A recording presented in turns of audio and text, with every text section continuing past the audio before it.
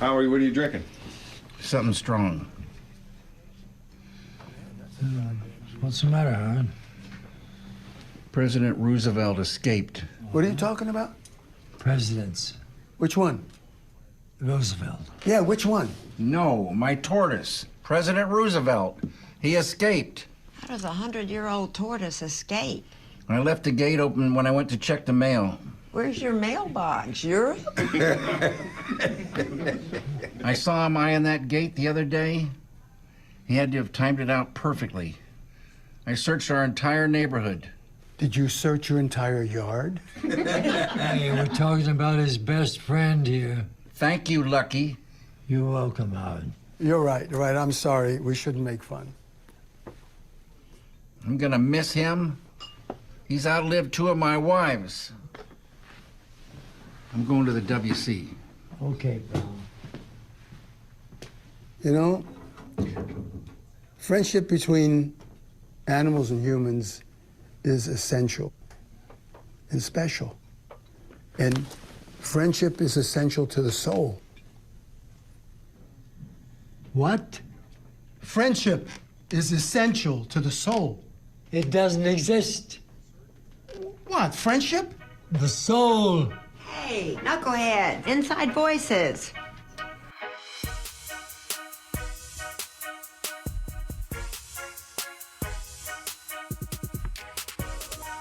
You've landed on The Substance, a podcast aimed at being biblical, thoughtful, and human.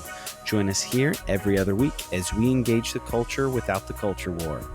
I'm your host, Philip Marinello, and I am unbelievably excited to share this episode with everybody.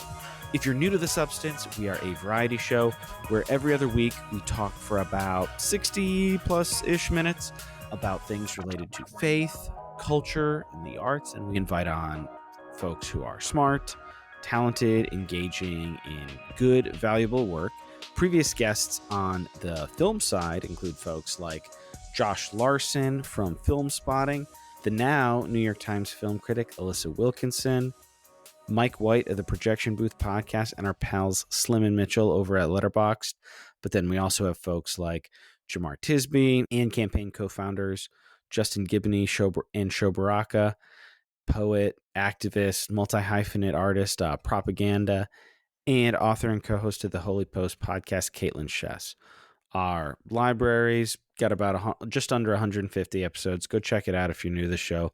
A lot of great content, a lot of great guests in there. But this week is very special because while we've had a lot of very wonderful people in the film criticism world and in the film promotion world, we have our first real filmmaker, and this was so exciting.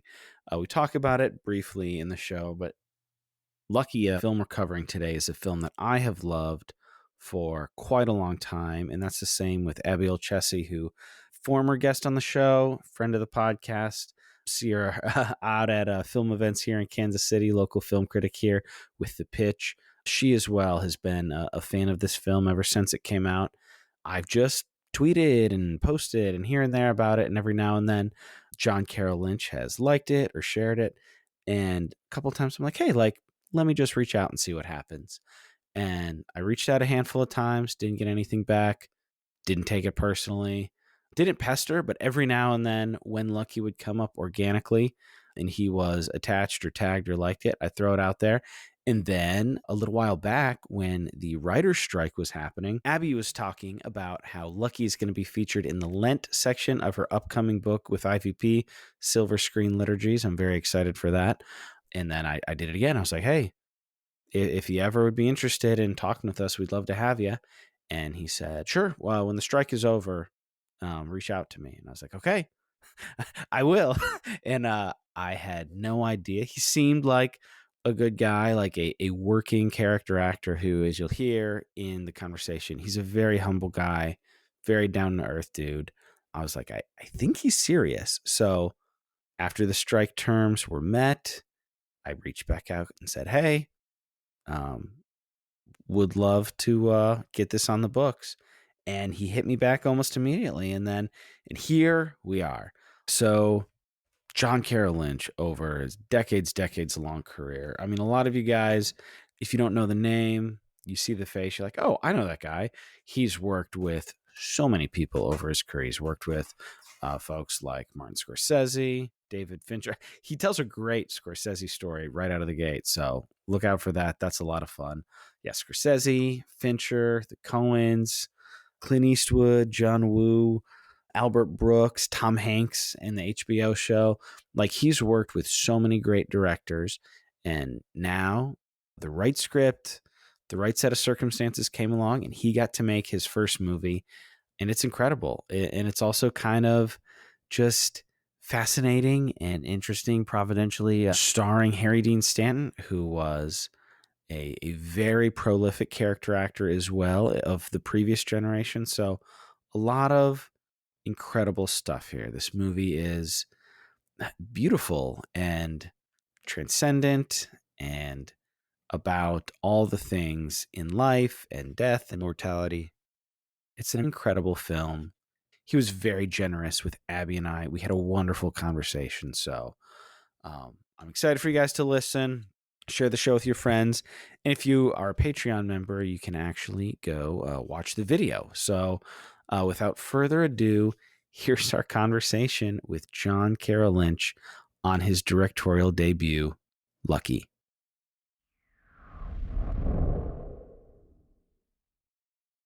Well, Mr. Lynch, thank you so much for your time.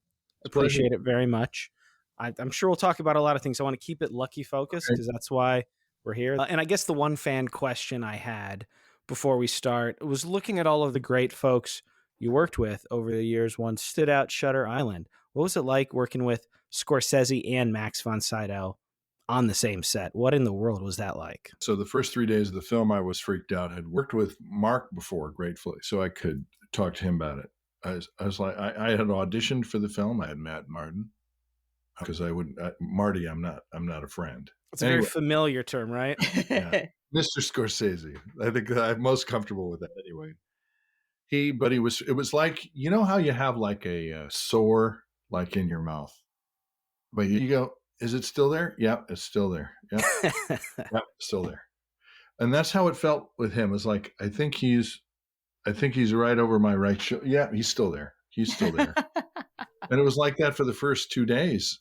I was just freaked out that he was in 3 dimensions and that I was on his set. And the third day was a split day. I had a scene in the morning, then a long break, and then a scene at night.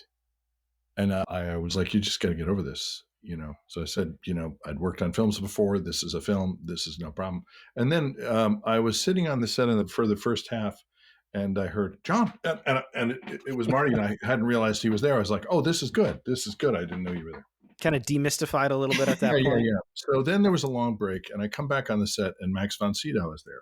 And what happened was I was sitting right next to Marty because Bob Richardson was going to be in the driver's seat of the car I was supposedly driving, which they'd already done my coverage, and they were going to do then Mark in the back seats from the front seat as they towed the rig with a rain tree behind it. So you could see them, and then you could see Max von Sydow out the window standing in the rain.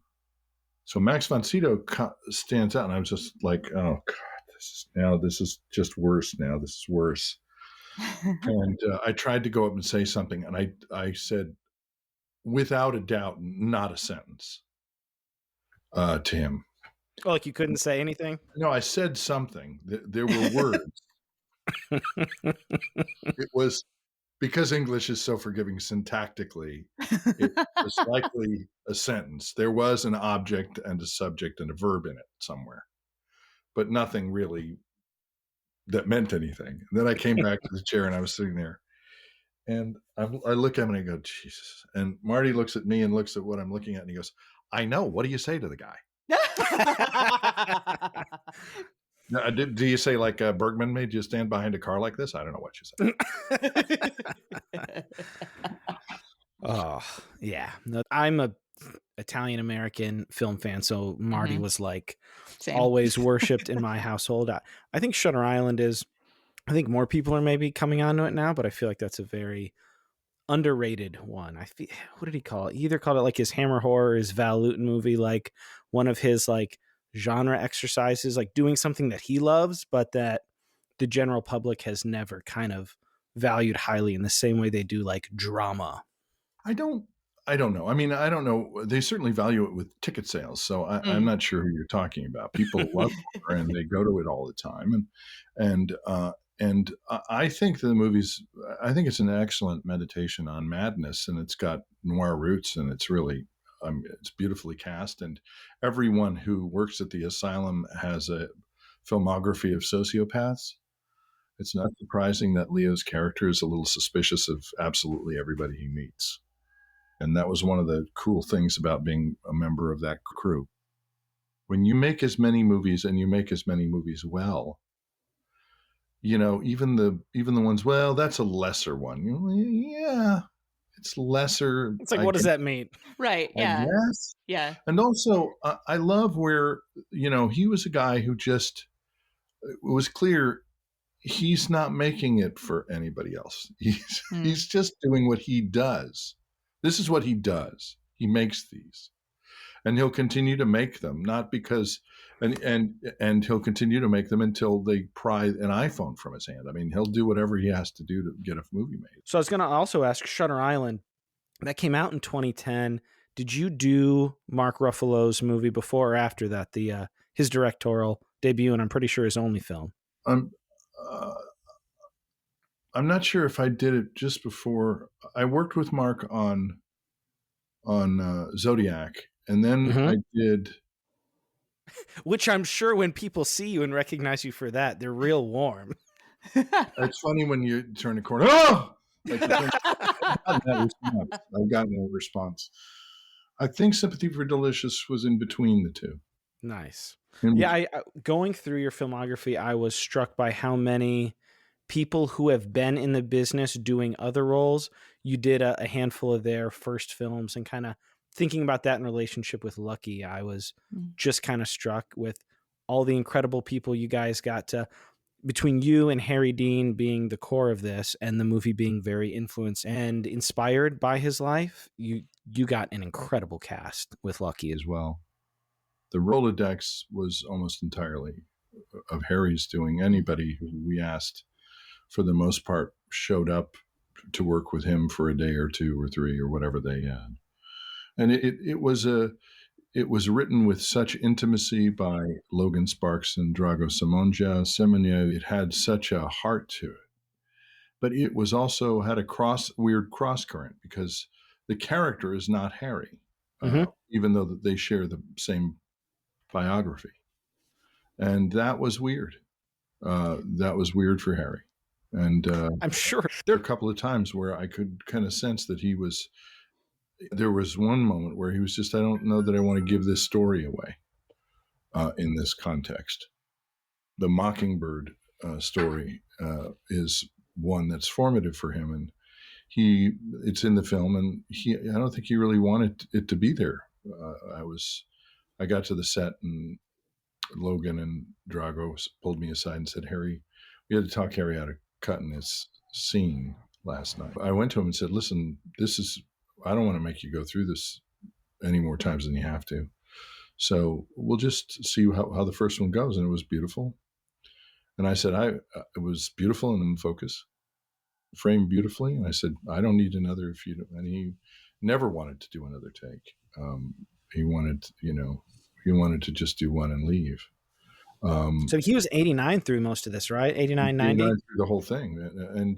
But he asked for two more on that one. So, on the Hummingbird? Yeah, on the story about the Mockingbird. Yeah, it was the Mockingbird. Yeah, it was a surprise. It was a very intimate thing to give away, especially in the context of that film. Well, and you would know, just with the prolific different types of work you've done, how storytelling and art and creating, how all of the best of that really does like reveal the self and the stuff that we know and we like, the good and the bad, and Harry himself and Lucky, such an interesting compilation of different points of view, contradictions, a life lived. And I thought it was funny thinking back on it for the purpose of this conversation. When Harry Dean first comes into frame fully, I love the opening, by the way. I don't know, between you and the writers and the DP, like kind of putting together, like you see like the pieces of Harry, and then when he comes fully in, it's kind of like our generation of like the masculine American myth. Like he comes on and he brings all the baggage of, he'd worked since like the 60s or the 50s, right? Like he's got a lot of baggage. When you see him on a screen, you can kind of put and he did a ton of westerns. He's done a lot of formative things and had been small parts in a lot of very influential things. And now we see him kind of at the end of his life, and all of that comes with just him walking in a frame. Yeah, I mean, his face was a map, and he was the best at being on film I've ever seen. He was the absolute best at being, and it's true in Godfather as much as it is in Paris, Texas, as much as it is in Repo Man, as much as it is. His work is first and foremost a meditation on being, and part of that was by design. That's where he wanted to start. He didn't want to act at all. Like he would say, I don't act. That would be his mantra. I don't act. After working with him and watching, was particularly watching dailies, that is 100% full of shit. But which he was in a lot of very interesting ways, without a while doubt, also being completely truthful. No, without a doubt, he was as full of contradictions as anybody else, except he lived them all at the same time.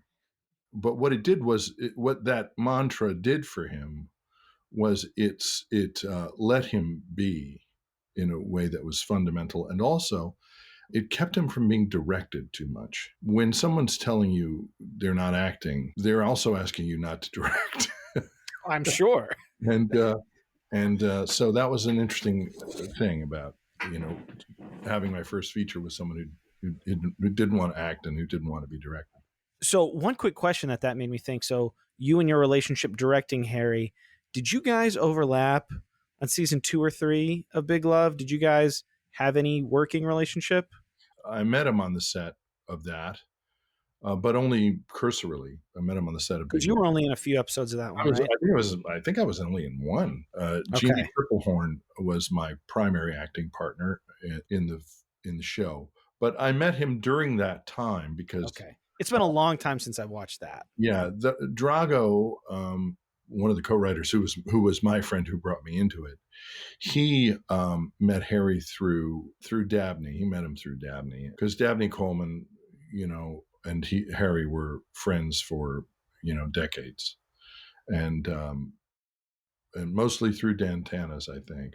But I don't think so. Going into this, there wasn't like a tight bond between you two. No. I'd met him a few times. I'd had drinks with him at Dan Tanis a couple of times, but no, there was no, and that was a good thing for me. So that it could like be about the work and about what you were doing. Well, that, and also it was easier for me to keep Lucky and Harry apart. Sure. Because Lucky's life is not Harry's life, and the story of the movie, which is an entirely interior story, it's all happening inside of him. The story of the film, it uses his biography, but not in the way that Harry would have put it together. And so we came up with, over the course of the film, we came up with a good working relationship. But Harry's not without challenges. He's not without challenges. Yeah. And actually, I kind of want to go off on that and ask a little bit about the kind of that dichotomy and that challenge. Is that, like, having watched this movie a few times, I feel like Lucky the movie does not always seem to believe the same things that Lucky the man does. And I just found that really curious. Like, what parts of this do you think, I know it was written with a certain amount of love for Harry and a certain amount of paying attention to like his personality as well as building a character. And I was curious, like, what ways do you think the movie is illustrating that? And in what ways do you think it's commenting on that, like pointing out some of those places of contradiction? I'm not sure. What feeling you felt that was contradictory to essentially who you imagined Harry to be, Mm-hmm. and who Lucky is in the film. Yeah, I'm not necessarily. I think maybe that the writers have a different perspective on what they think of Lucky, and what he believes in the way that he acts, than the way that Lucky moves through the world. And I don't think it's necessarily antagonistic. I think in some ways it's just kind of commenting on it and saying that Yeah, it's interesting that he feels this way.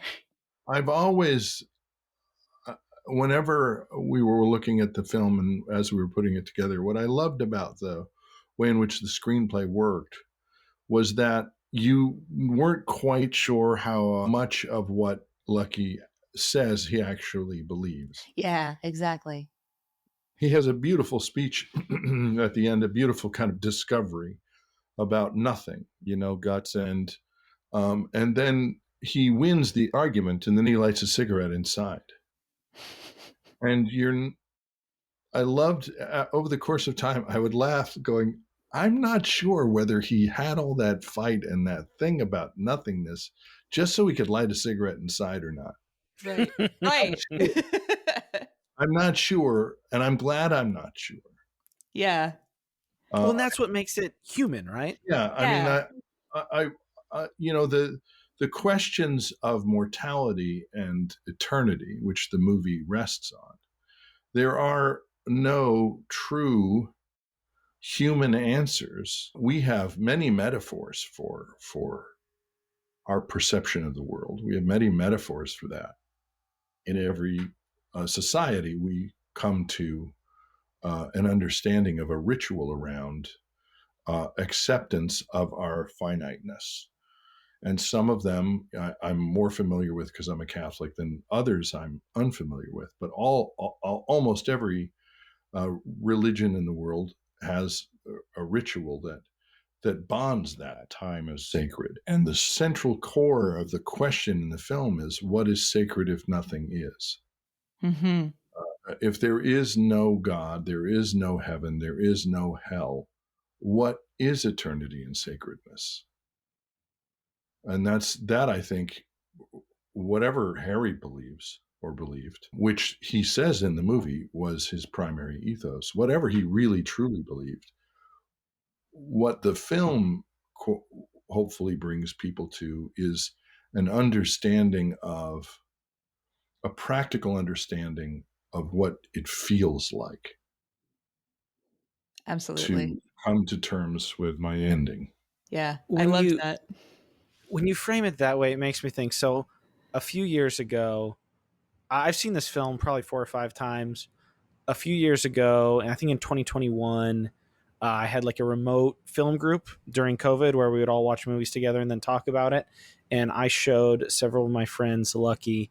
And then on my own, I went and I watched Partly Fiction. And I was like, oh, this is really fun. And then earlier this week, to prepare for this, I watched it again, more like Lucky focused, and seeing Logan in that, and especially some of the scenes in Dantana's where I was like, I'm pretty sure some of this is like in real time, the notes or the documents that Logan took to write in the script, because the Mouse's line about so like friendship is essential to the soul and stuff like that was directly in the film, and Mouse was also in the film briefly as well. Yeah. Like I was like, and then it went aside. So it's in Partly Fiction, it showed kind of Harry holding court in Dantana's, giving his like the beauty of nihilism kind of speech.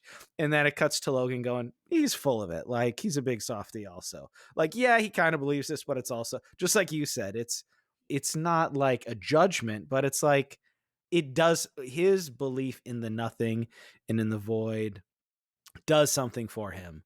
But also when the rubber meets the road, and like when you see Harry talking about acting, he'll say in one breath, I'm nothing, you're nothing, there is no such thing as the soul. Hey, like, how did you prepare for Paris, Texas and Repo Man? Well, I just brought Harry Dean Stanton to it. And it's like, well, you just said Harry Dean Stanton is nothing. So like kind of the contradiction of all of that smashed together in a very Mhm. lovable, mysterious character. Yeah, I mean, when we were getting ready to make the movie, we were at Dan Tana's, and he was outside with a shot of tequila and a cigarette because you can't smoke inside anymore.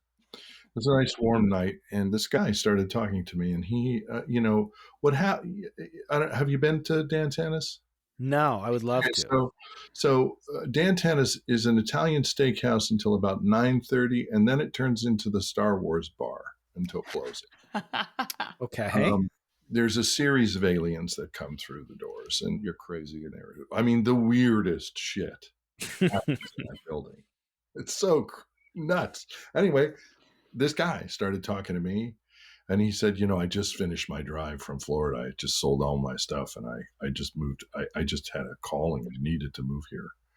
And he told me about it, and I was like, well, good for you, man. That's fine. Good for you. And then over the course of about a 25 minutes conversation, he goes, hey, have you accepted Jesus Christ as your personal savior?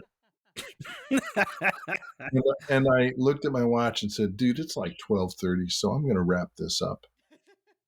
You thought he was going to say, hey, can I come along on an audition? But he was like, so I left, and then the next day we were going to go over to Harry's to do some script work, and so I get a call from one of the writers. I think it was Drago, and I said, how was the rest of the evening? He goes, oh, well, that guy you were talking to, he went over and sat with Harry, and he asked Harry if he had accepted Jesus Christ as his personal savior, and Harry's response was, how do you know we're even here, man? Like, any of this is actually real right now. Like, Classic. you and I here, is it a dream or is it actually happening? And so they spent about 45 minutes, each of them trying to convert the other, until I guess they agreed to part ways. When you are a preacher, and Harry was a preacher, there's a presentation to it that he could turn on. I mean, one of the funny parts about doing the script work was times where we would be doing the script work, and he'd go, "Man, I would never say that." And Logan would say, "You said this last week. You said it." Yep. I can absolutely picture that. Exactly this last week. Oh, whatever. I would no. We got you video. We got you on video, Harry.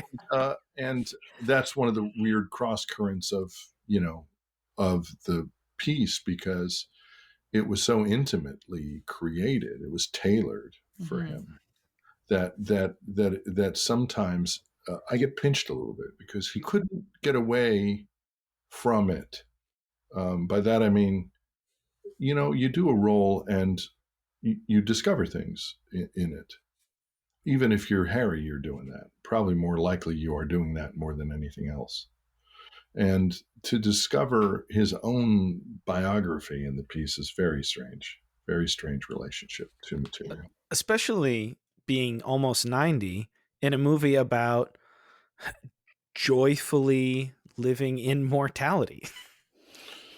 Yeah.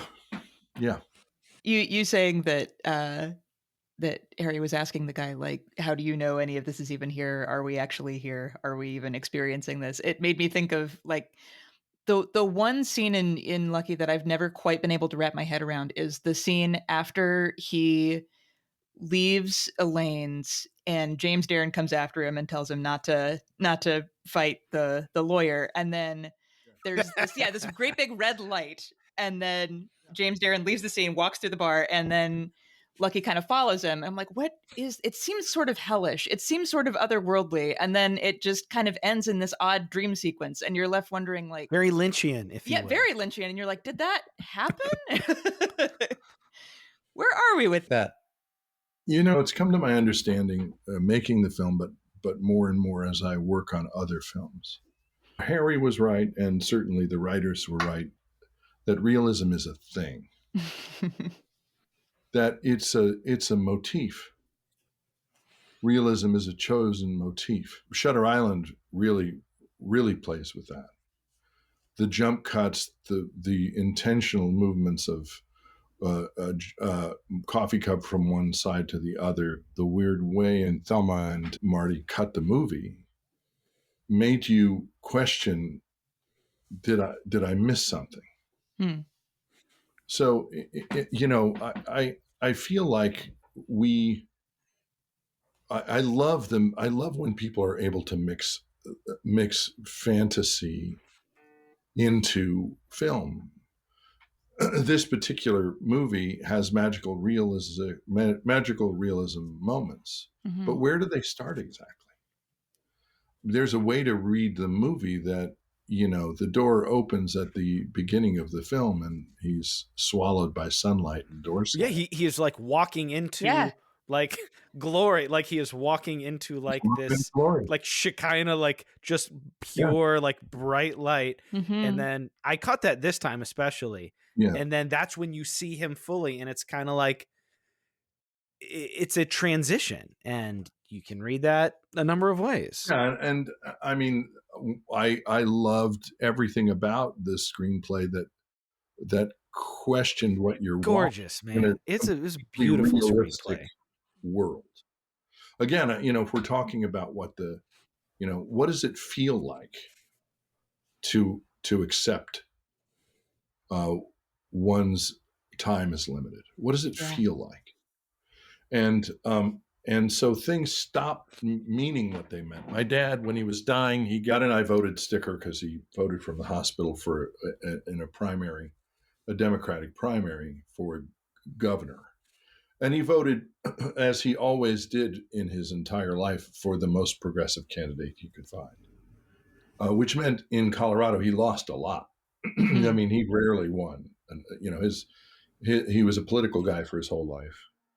They tried all these different things to give him some more time. And finally, they pulled the chest tube because he was eventually going to drown. Hmm. And they couldn't do anything about it anymore. And so I'm sitting at the end of the bed, and my sisters are on either side of my dad. My dad gratefully was not in a lot of pain, completely conscious, didn't have to, wasn't fuzzy or anything because he didn't really require much pain relief. And he's listening to them having really intense, they both live in Colorado, and they were having an intense conversation about what was going to happen next. And, now that the primary is over, and, how are they going to approach the general election and all this stuff. And he's listening back and forth as he would about any political conversation. And he stops in the middle and he looks up at me, and I saw him realize, oh, I'm not going to be here for this. Mm. And he went, like, I don't need to listen to this anymore. Mhm. Yeah. This is not for me. This is a conversation that has nothing to do with me. Yeah. And I think that sense of a shock out of reality into a different relationship with the present moment is, the fall in the film. But how do you digest that truth? How do you digest the fragility of the life that you've established? Mhm.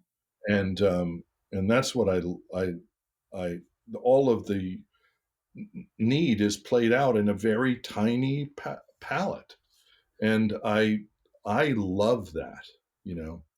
I love bringing big ideas. Like I saw Origin, and Origin is an extraordinary film. Hmm. Ava DuVernay's new movie It is looks beautiful. Yeah. I haven't. Yeah. Yeah, it looks it's wonderful. it's amazing, but it's big ideas that go bigger. Hmm. I mean, it is gargantuan. I mean, even though it's all human and it's all moving, but it's such a there are so many big ideas in the film that she's able to balance with drama. It's extraordinary. It's a movie I could not make beyond the quality of her extraordinary talent and her understanding of film, which is far beyond anything I could imagine. Mhm. But also, I wouldn't want to, because I approach the work as an actor. I want any movie I make to be sized. I want all the big ideas, whatever the primary idea is, but then I want it to be played out in a recognizably human experience. Yeah. And Well, and that's what Lucky does. Yeah.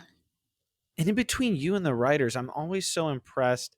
Like, I love doing this and sharing great stories and bringing them to Yeah. audiences. Like, I'd maybe like to create something someday, but I've been on a Sam Fuller kick, and he rarely makes a movie over 85 minutes. Lucky's like 88 minutes, and there's like clear pre-fall. After the fall, you get the Johnny Cash song, and then you get like, it's just so economical, and you're like, that was like less than an hour and a half with credits. Yeah, I mean, it's a lean little piece, and it had to be for a wide variety of reasons. Mm. It's probably true. How many days did you guys do? We had a limited amount of time. We had 18 days to Wow. shoot it, and also we needed to husband Harry's energy at 89. So it was all, everything we could do to economize, we did. And when I was asked to come on board as the director, all I did with, the work on the screenplay, with a lot of help from other producers with other ideas, Ira, Stephen Bear, Richard Kahan, they both were, instrumental in helping Drago and Logan get deeper and deeper into the script they had already created. Everything I wanted to do was to make sure that you knew where Lucky was, that there was no scene that was just simply floating there. It needed to be tied down to the journey that the character was on, that it had to give him something. And I think that's crucial. There's a great story about, so Fran really wanted to have the Mike Yanagita scene cut from Fargo. She really didn't understand why the scene was there. It's like, it's got nothing to do with the case. It's got nothing to do with it. Why do you want this? Yeah, Joel, Ethan, explain this to me. This is weird. What is this? It doesn't make any sense. I mean, I don't know what is she doing there? And they finally, said to her, it's the only scene in the movie that we see Marge as Marge, not as her job and not as a wife. It's the only scene in the film where you see her react as her fully and completely independent on her own. And when I saw the movie, and I've thought about that movie, what that does in the course of the film is it puts down roots in an unmistakable way that Marge Gunderson is a pillar of common decency, that she is compassionate and can hold her boundaries, that she's living a life that she of integrity, but most importantly, that she's just a decent person. And that's her superpower in the movie, is her decency. When I was looking at Lucky, it was like, what is this scene doing? How is he feeling, and where does this take him? Mm-hmm. Because the journey, that's the only journey in the movie. There's no car crashes. There's no incidences in the film. No gunfights. Nope. No gunfights. The closest thing to an action sequence is the bouncy castle. Yeah. It was in the screenplay, but it was like, let's make sure that there's nothing in here that we don't absolutely need. Yeah. This might be a little inside baseball, but I was wondering myself, just with Harry being around forever, and one of the things Logan said in Partly Fiction was he likened Harry to the Forrest Gump of like all of Hollywood's history, that like he's kind of in and out, like the people he's connected to are kind of crazy. Did he have a relationship with Johnny Cash? I know he's in the music world. Did you guys kind of just get that, or did you guys have to pony up quite a bit? That was a long drawn out, good chunk of budget. That was a long drawn out conversation. That took a long time to boat that Marlin. It was a tough one to boat, because I when I was first getting ready to try to direct, I struck up a friendship with a guy who used to sell music for movies when that was a thing. Like he had a job selling Warner Brothers licenses. And I said, so how does this work exactly? Because I have to understand what it is. He said, this is what happens. You budget, you set aside money for post, and you set aside money for your music budget based on the music you have in the piece.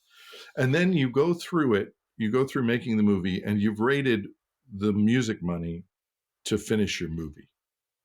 And then you call me and ask me for a favor. And you beg. Yeah. And that's exactly what it is. Wow. I mean, it was really surprising to me. There were moments where I said to producers about the mariachi, about the ranchero and the mariachi music on the radio. I was like, don't send me anything I can't afford. Like, how much can we have for this? It's $500. Okay. Send me all the music you have for $500. So we did it, and we found the pieces, and it turns out the lyrics are perfect. I did not know that until well late into the thing, but the circus-like atmosphere at the beginning of the movie, that circus-like mariachi song is the lyrics are perfect. I can't remember what they are right now, but they're perfect for the film. But anyway, so we finished the sequence, and one of my producers calls me and goes, yeah, it's $2,000 now. Like that was, now I don't know why that got on the list.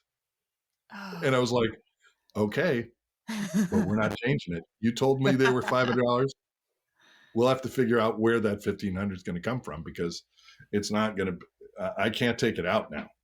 The sequence will not work with another piece of music. And it's going to cost you more to re-edit than it would to pay the $1,500. And Johnny Cash was a tough one for a lot of different reasons. It's a unique piece in the movie. It's the only piece of music that doesn't have a source. It's very strange moment in it. Mm-hmm. And I know Abby, we've talked about this previously.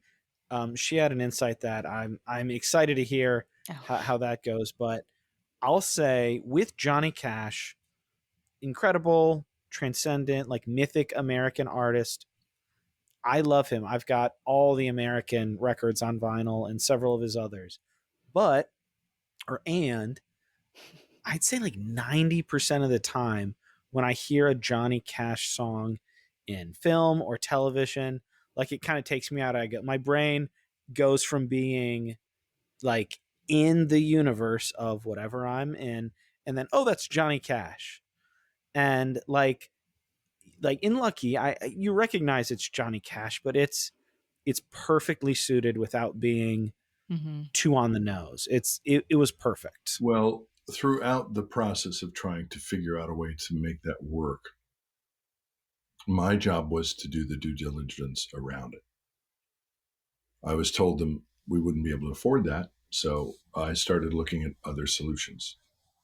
I asked Elvis Keane, who was our composer, who created all of the music in the diner, all of the music from the jukebox. That's all Elvis, and he is incredible because he can give you any kind of anything that you need, any style of piece that you need, and he's able to find a way to voice that. He's incredible. But I asked him to write a piece for that, and I asked the sound department to rough in a one with just the ambient noise of the house through the sequence. Ooh, that would have been haunting. I mean, the Johnny Cash song is haunting, but no music would have been brutal. Yeah, and we all watched all of them. But Logan was unpleasant in a right way. It was unpleasant. That it had to be that. Mm-hmm. And so when we had we went around and around and around the bend about it. It's a music video. It's like nothing else in the movie. It is the only unsourced piece of music in it. So you are laying it on top. It is a needle drop. There's no other needle drops in the movie. It's very strange. It doesn't really fit. It is unique. Yeah. There are no real needle drops. Filmography wise, it breaks all the rules of the movie. It breaks them all. had a screening at Vidiot's. The only test screening we had was at Vidiot's. We get done with the screening, and a very smart film crowd gave us a bunch of ideas and notes and thoughts. And they were quite generous and thoughtful. An hour and 15 minutes into that conversation, just as we were wrapping up, anything else anybody want to say? There was a long silence, and one person said, it's kind of weird, that Johnny Cash song, it's kind of like not like anything else in the movie. And, he basically, kind of put his finger on the entire conversation. So we walk out of the Vidiot's, and we're standing on the corner in Santa Monica. And I said to the producers, I said to Greg and Adam, we had an hour and a half of discussion before that even came up. And it was an afterthought. We had to prompt it out of the audience. And there was one guy. Mm-hmm. I said, we've all watched all three sequences. This is the only one that works. So this is how much the cabinet's going to cost. We got to find the money. Mm-hmm. Make some calls. And they did. And they went and they called the investors, and the investors made an additional investment in the finish of the film, which went primarily to a step deal for that picture, for that song. Logan was absolutely right, from soup to nuts. He was absolutely right about it. Yeah. And there was never a moment where I thought it worked without it. But it was not easy, because at this budget level, you're watching every dime, Yeah, I think it's I'm really glad it's in the movie. I was I was telling Phil beforehand, I feel like with that scene and the loneliness that it conveys and the beauty that it conveys, and then to follow that with that scene of connection between Lucky and then the waitress, who just kind of shows up out of nowhere to say hello, it almost makes that scene with the Johnny Cash song feel like a prayer to me, like a call out to just like connect with somebody, anybody, to like hear the thoughts that are in my head and like help me process my feelings. And then all of a sudden the next day there's somebody who just shows up to say hello. Yeah, here she is. I mean, I do believe that there's a sense that he's never more alone than in that. When he says there's a difference between being alone and lonely. Yeah. He's lonely in that moment. Yeah. But what Lucky didn't realize was the entire town is holding him up, that he does not live in isolation, that he is not a lonely cowboy on the edge of the desert, that he is a member of a community that knows him. Mm-hmm. Truly. And knows where he lives. Like she says, it's a small town. Everybody knows where everybody lives. It's a community. I mean, there's 12 of us here. Yeah. Like, everybody knows where you live. Yeah. And I love the, don't you know where I live? That yellow house by the... Yeah. We all know where everybody lives. Yeah. And like, even when the bodega owner says, that house behind the school, that's where, the illusion of his self-reliance, of his rugged individualism, the illusion is what disappears. It's an illusion. It's an illusion for all of us. Well, and it's so powerful when they're on the couch smoking together. That's when he has the moment, right, where he says, like, can I tell you something? Like, I'm scared. And that's talk about every scene being economical, building, moving, pointing, like that's, for this movie on this scale, that's like an explosion. Mm-hmm. Like something that is completely different than everything else we've seen so far. Well, he's come to an acceptance of the fear that he's been holding back since he fell. But that's, again, I think this is how we live our lives, right? I mean, most people, like, one of the reasons why I love Boyhood, the Linklater movie, is that he spent 10 years making a movie. Insane. And assiduously in every aspect of the film, he is determined to give you no dramatic moments at all. There's not a birthday, there's not a wedding, there's not a graduation, there's not a funeral. And it's 10 years of a kid's life. That was absolutely his point. that life is not lived in those moments. Life is lived when you're brushing your teeth and farting. That's when life is. Mhm. Yeah. That's when you're the most terrified.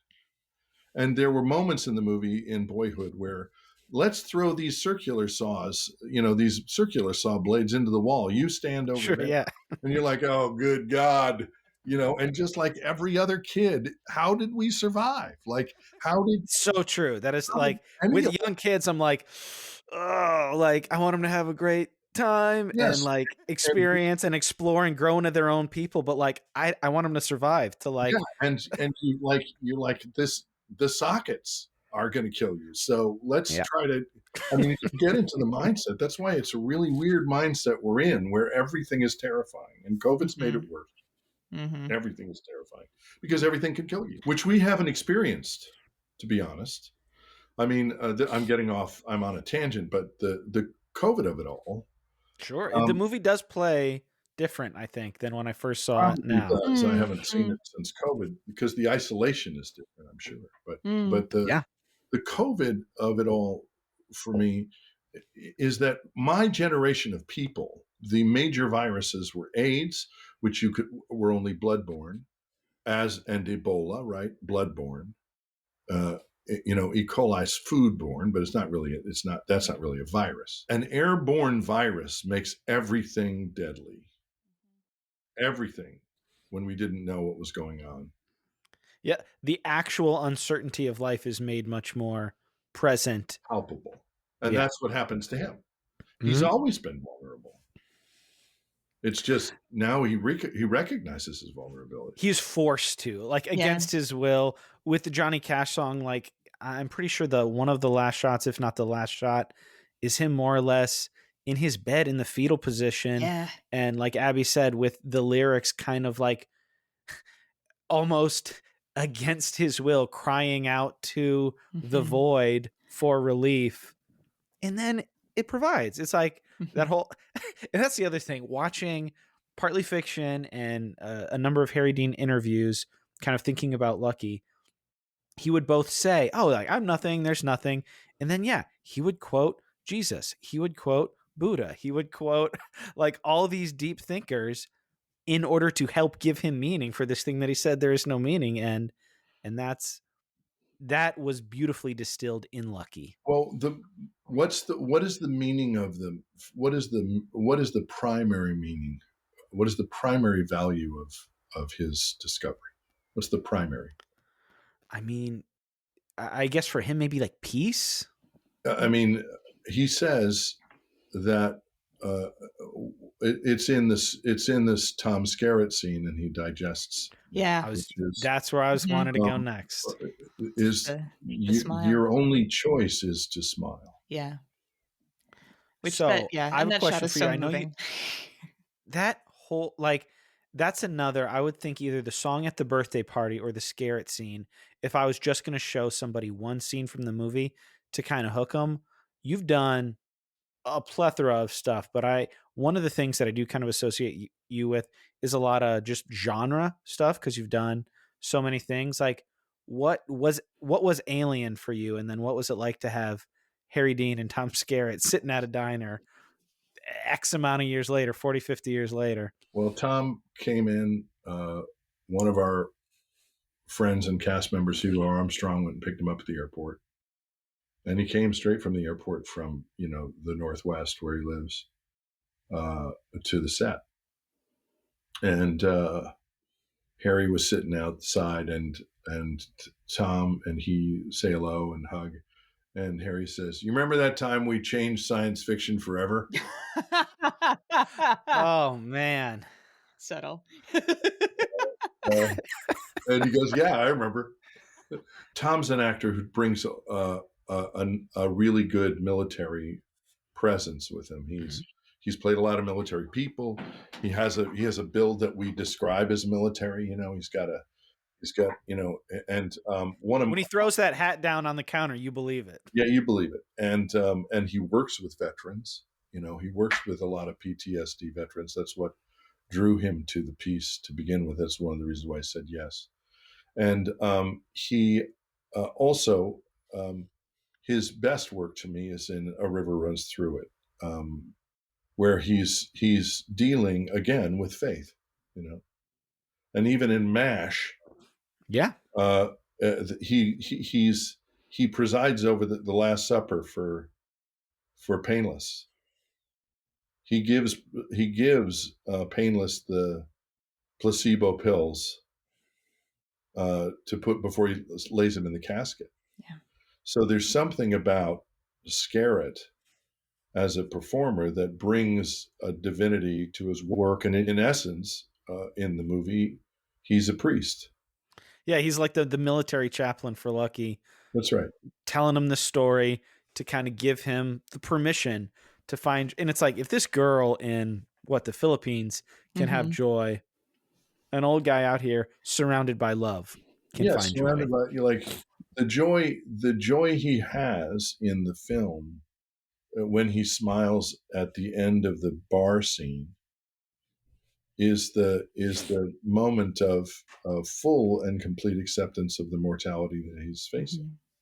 But that, it was only later that I came, I don't know, somewhere in the middle of the work on it, I really realized how much my own cancer diagnosis. I was diagnosed with prostate cancer, and I'm, cancer free. Gratefully, it's they caught it very early, and everything's fine. But that cancer diagnosis is quite a sobering thing, and actually something that really has been extremely valuable as a person.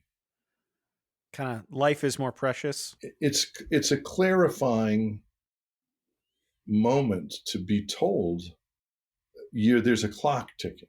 Yeah.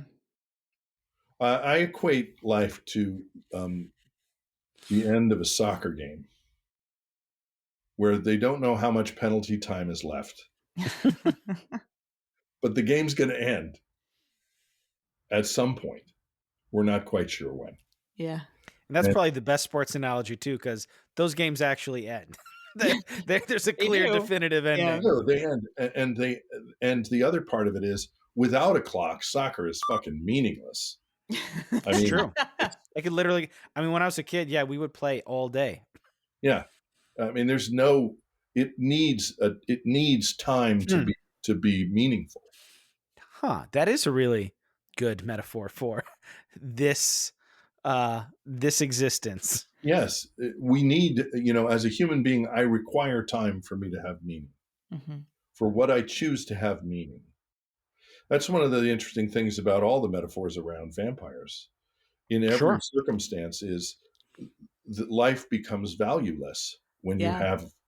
If you're immortal. Yeah. Immortal in this world. Yes. Yeah. I'm sure that, like, when we get into the edit for this, I'm going to wish I asked you 20 more questions. And I'm sure we could go several more hours. But one thing that I absolutely wanted to hit before, as we're kind of getting here at the time, David Lynch. Yeah. So one of the most auteur of auteur directors, and you being one of the most character actors kind of reversing roles for this project. What was that like? How do you direct David Lynch in a scene? Well, I mean, gratefully, he made himself available for that. I mean, not only did he make himself physically available, but he made it really clear from the very beginning that he was going to take notes and that he was going to behave as an actor. I bet directors would make great actors, right? Because they know what they want. I mean, I think that maybe it depends on I mean, we all know there are certain directors who are terrible actors. We don't have to name them, right? You're not wrong. We don't have to name the ones that are terrible at it. We all know who he is. I'm kidding. There are great directors who are terrible actors. David Lynch's understanding of what the relationship is what he did. He came in prepared. He came in with ideas. He wanted particular things, and they didn't jibe with my take on the character. I was like, yeah, I see where you're headed with this. And then he headed there. His warmth towards Harry was so evident. Yeah. His love for, Howard's love for Lucky and his are exactly the same. And so when he's not sitting at that bar stool, you feel it. You feel the emptiness. Yes, you do. Of the bar stool. We shot it that way to make sure that we framed it as a 2-shot with one person in it. But it was still, you knew it from the way in which they related to each other. Yeah. And beyond their relationship, I don't know how much Logan interacted with David, but like the tortoise stuff, like that seemed also very Lynchian. Like because I mean, David Lynch has acted in a number of things, but it seemed like very good material for him. I mean, we couldn't have made the movie without him. He was part of the reason why we got the financing. So sure, him being in it was a big part of it, and we had to figure out a way to get him while he was finishing up editing the entire season, of Twin Peaks. So, he gave us the 3 days he had, and it was all for Harry. And when in Partly Fiction, when they're sitting and he's asking those questions that he's asking him from 3x5 cards that were requested by the documentarian, while they have a really nice hot cup of coffee, they're like a little pot-bellied stove on that sofa. It's beautiful, and you feel that in every frame of the two of them playing together. But he brought, I mean, when he's having that lunatic talk about his relationship with his tortoise with President Roosevelt in the wrong hands, that doesn't play well. Yeah, that could land very strange. Sure. He gave it the truth of his experience, and I think that has to do with what a searching artist he is. He never stops creating. He's creating right now, whatever he created today. He never stops. And whether it's film or television, or whether he's going to do those things anymore, or whether it's a piece of art, or man, I hope so. His selfishly, I know he's got all of his paints, but I hope he makes more film or television. Me too. But the shaking of his iPhone on Fridays was a great meme, and loved it. Great time. And also when he would give you the weather report from Malibu. I mean, he just knows how to pull you away to a kind of a different relationship with the world. Like he shot Eraserhead in the stables at AFI, and he lived in the stables for the first year he was there. So what does he do? He makes Eraserhead. I mean, he takes the experience and it comes out as something completely different. And I loved his ability. I went to a talk back at Camera Image. He was there with Twin Peaks, and I was there with Lucky. Different, and there was a talk back, and he spent an hour not answering anybody's question. I love. He and Harry were both pretty good at being like, "Nah, I don't want to know." Yeah, he was always. David would always walk around. You would figure Harry would just not answer. Well, he would just walk. What David does is he walks around the question. It's like, what do you think it means? Or like he'll say something completely like poetically flabbergasting, where it's like, yes, what? Yes, exactly. Like write that down. That's a poem, but it did not answer my question. These are, like this is what happens. This is a very difficult thing at post show discussions. If you get a lot of them, like he has had. When you're talking about your film, well, what did your film mean? Did you watch it? That's what. I just did that. You go home and talk about what it means, because I and also what I love about theatrical storytelling is we imagine that we're actually communicating. We imagine that, like we have these. This rattling off of phonemes that create the illusion that I'm actually getting across to you somehow. And in the truth of the matter is the distance is far, far wider than we can actually reach. And what I love about film as a medium or theater is that we all agree to take the same dream for 90 minutes or for 2 hours. We all agree to live the same dream, but it doesn't mean we have the same experience of the dream.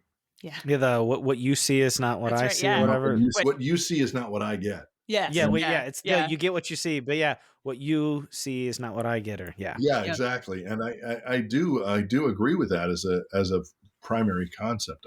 I agree with that just generally. Absolutely. I think it's so beautifully tragic that we are reaching, it's that, Ugh. I forget the Greek philosopher who, said, if I go halfway every day to the place I'm going, I'll never get there. Mm-hmm.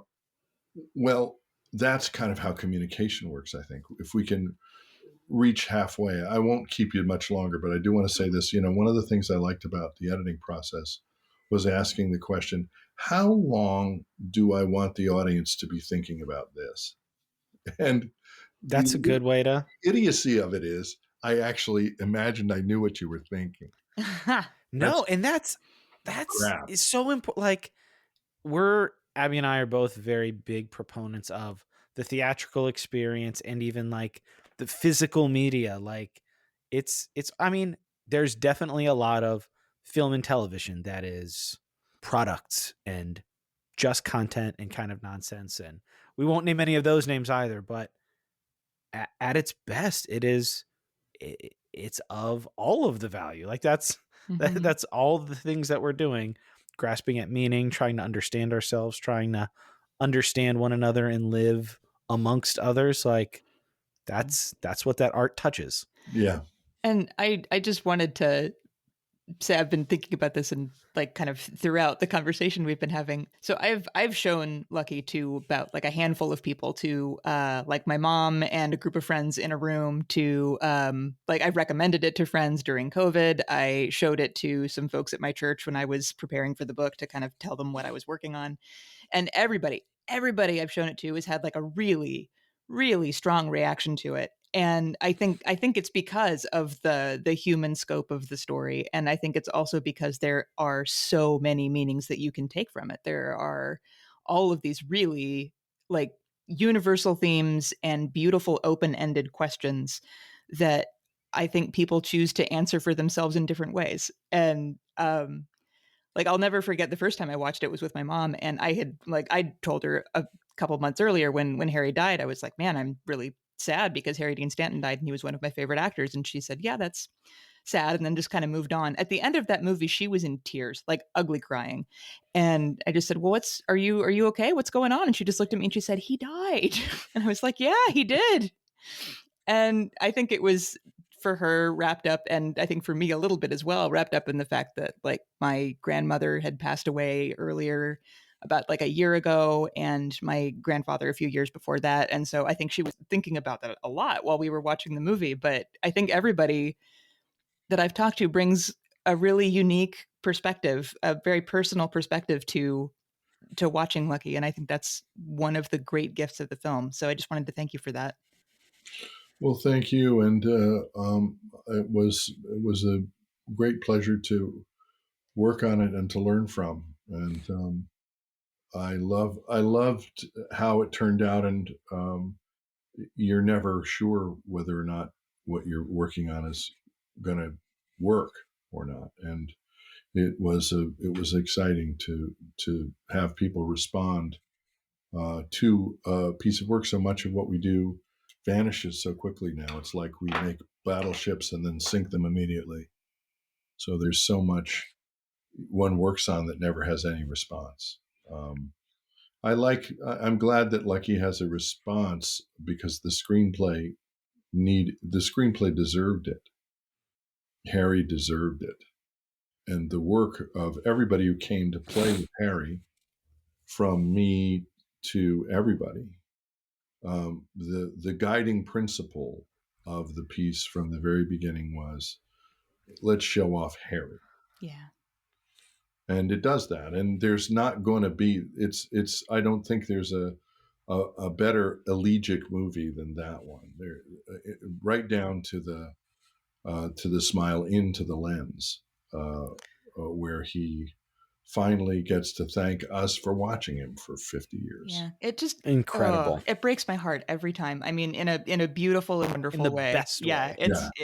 it's so good. Yeah, it was Buda Drago came up with that from, of all places, Smokey and the Bandit. Yeah.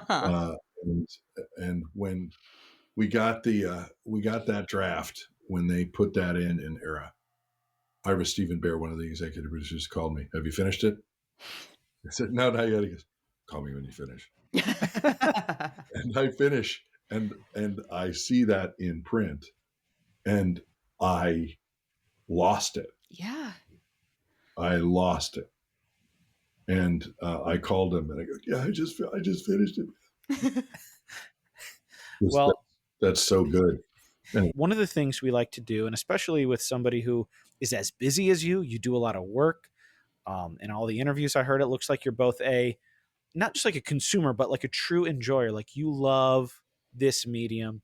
You love engaging with it. You love creating in it. What has John Carroll Lynch been watching and enjoying, and what would you like to recommend? What maybe new, old? What have you been loving lately? I loved Naiad. I thought that was terrific. I think Dumb Money is really good.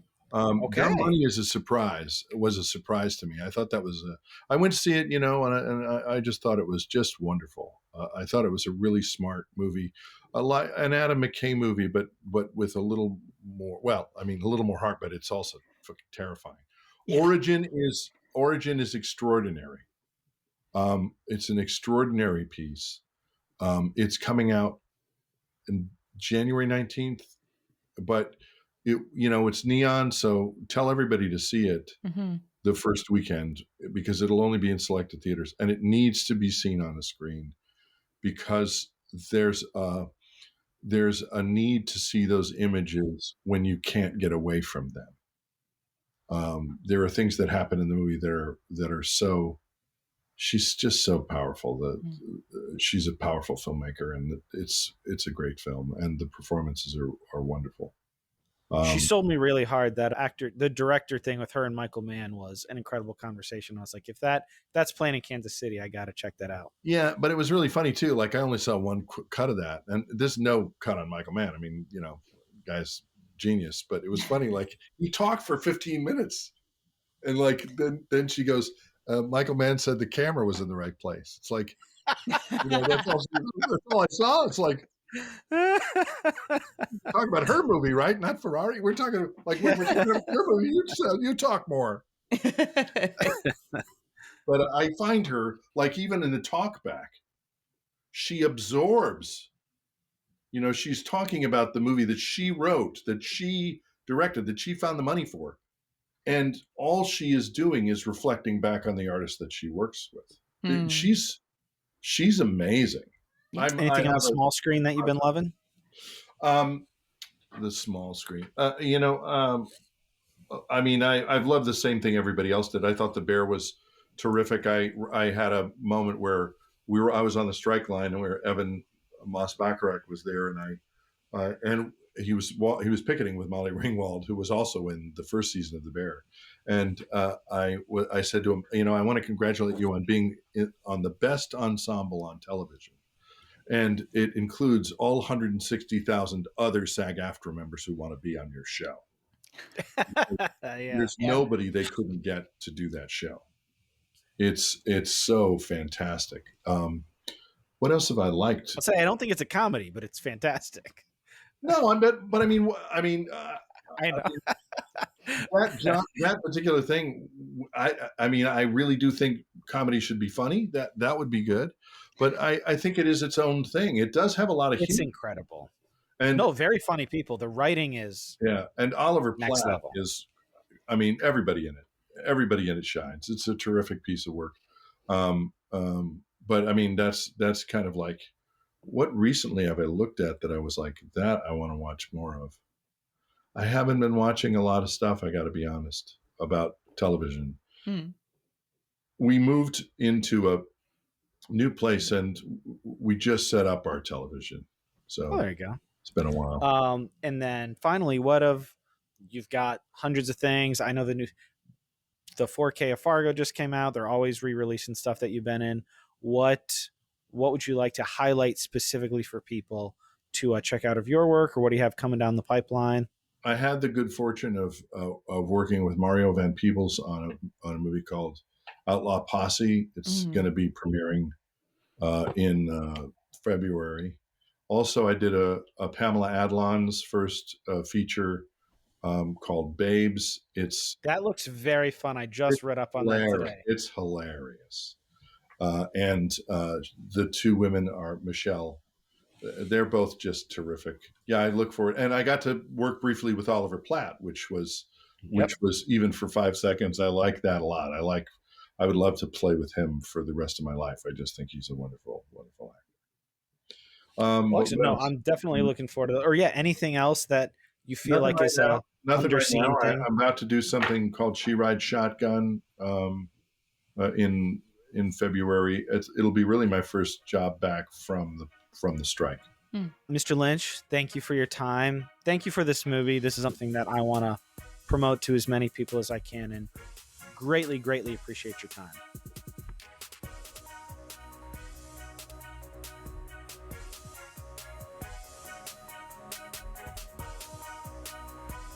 So that was our conversation with John Carroll Lynch. Abby, what did you think? That was incredible. It was, yes. That was everything that I could have hoped from that conversation and more. He had so many great stories to share and so many great insights, and clearly loves talking about that movie. And I'm glad we gave him the opportunity to talk about it. Yeah, guys, be sure to check it out. It's streaming in a few places, whatever streaming platforms it is currently on at the time of the episode release. I'll make sure to have in the show notes. But yeah, genuine masterpiece of a film. Actually, I was encouraged. I don't know how many would you imagine? Have you checked Letterboxd Unlucky recently, Abby? I have not. What would you guess the ballpark of logs on Letterboxd that Lucky has? Oh gosh. I'm really for 7 bad at guessing. But on there for 7 years. I am gonna say hopefully 350 to 400. Is it less than that? It's probably less than that. Oh no, is it less than that? 400,000 views? Oh, 1,000? No. I don't know. Yeah. Oh, how many 400? I don't know. Yeah. It had like 44,000. 44,000. That's great. See, Yeah, I'm a notoriously bad Letterboxd blogger, so that's why. No, I love Letterboxd so much. Letterboxd, sponsor the show, or just keep sending your hosts to be on our show. We'll take that too. That's probably better for us. Yes, please. But also sponsor the show if you like to. But yeah, 44K, because I was like, I've been filling in a lot of gaps in my filmographies of various people in various genres, and like the more obscure ones, like a lot of them only have like 1,000 or 2,000, or some of these Arrow box sets of like some deep genre stuff. Some of them don't even have 500 views. Wow. And so I was like, oh, Lucky. Like, it's an incredible movie. John Carroll Lynch, Harry Dean Stanton, David Lynch, but like also no relation, which is funny. I know. We didn't talk about that, but that's because we knew and we didn't want to make it. I thought about asking like how often he gets that question, but I didn't even want to sound stupid. I was so pleasantly surprised that I was like, if this has 10,000, I'll be happy. And I had like 44. That's great. But yeah, because more. Yes, because most people I talk to about this movie haven't heard of it, or if they have, it's because me or a friend has told them. So yeah, word of mouth works, and it needs to be stronger for this one, I think. And Abby, as far as word of mouth and like large platforms go, talking about Lucky, you're working on a project, right? I am. I am working on a book to be published with IVP University Press later this year in the fall. And it is a collection of essays on faith and film that is structured around the church liturgical year. So if you're looking for mainstream movies to watch around Easter or Lent, Lucky is in the chapter on Lent. Or even which Pentecost, brought him great joy. That was so. I don't know if that was if we got that. I think we got that recorded. And Dave, if we don't want to put that up top in kind of a more natural opening, definitely put that in the B-roll after the show. But That was such a great reaction. Yeah, that gave me a lot of joy. But yeah, that's all of that is going to be kind of in the book. It's been a really fun experience to get to re-engage with a lot of my favorite movies and show them to people in a new light. Well, can't wait for that. We love IVP. We love movies. We love the church calendar. So that's like the perfect thing to talk about here on the show. So guys, yeah, be sure to look out for Abby's book. And if you enjoyed this conversation, man, just even like a fraction as much as we did, be sure to tell somebody. We always love making something that we think has value in this. I mean, we've got some stunners of substantive cinema episodes, if I do say so myself, but this one, how special. We've never had a filmmaker on to talk about their own film, and just this was so great. So if you liked it, text it to a friend, share it on social media, whatever you do. We're not even on all the things. We're working on trying to be more technologically savvy. Tell other people about it. If you want to join us in support, you can do that on Patreon at patreon.com/thesubstancepod. Or if monthly support is not really your thing and you want to just give us a little tip, you can do that on Cash App at $thesubstancepod. Send us your thoughts and feedback or suggestions for future topics. Either DM us on Instagram or send them to thesubstancepod@gmail.com. And I've been your host, Philip, with our guest, Abby. Thank you for joining us here for the outro. Thank you. And we'll see you next time on The Substance. Hey, I've been to 2 Super Bowl parades. It's been nice. It's been you went to the nice time to parades? be In here. a city the size of Kansas City, you couldn't miss a Super Bowl parade. That's true. Yeah. Downtown gets And ridiculous. you literally couldn't. I mean, you couldn't do anything. I mean, it's I-70 goes straight through the place, doesn't it? I mean, it doesn't. Oh yeah. Abby, did you go to either of the parades? No, it was They too were crowded, gnarly. too cold. I watched They were them gnarly. on TV, but I didn't go. That was maybe smart. Thrilled by them. Yeah. No, I mean they have every opportunity to go again this year and to win. I think it's going to be an interesting game this coming weekend. Although the whole NFL is evil, but that's a different question. I don't disagree theoretically, and that's funny that you say that. My previous, my best friend and previous co-host who did like the first 125 episodes with me, he was banging that drum all the time. He's like, "We should do a full episode on that." And I was like, "Well, maybe we can do that." Let's try to avoid indicting the most popular thing in the United States, the only thing that everybody agrees on. Let's do that. One thing at a time. What exactly have we begun? I don't know. Yeah. No. Okay. No, we're just trying to get the fanning out of the way, and then we can talk about the work. Right. Before this was even an option, you and I bonded on this movie a couple of times. Yeah, we And- did. We did. Yeah. It's actually And I guess in a book that I am currently working on. It's a book of essays on movies to watch through the church liturgical year, and Lucky is my Wow. yeah, Lucky is the last movie in my chapter on Lent. So Yeah. Harry would laugh hysterically. Oh yeah. Yeah, I he would. know. I'm sure he would. He made Lent. Cool. Fabulous. If you want to join us in support, you can do that on Patreon at patreon.com/thesubstancepod, or if monthly support is not your thing, okay. Pause for my wife's chaos. Get it out. It's fine.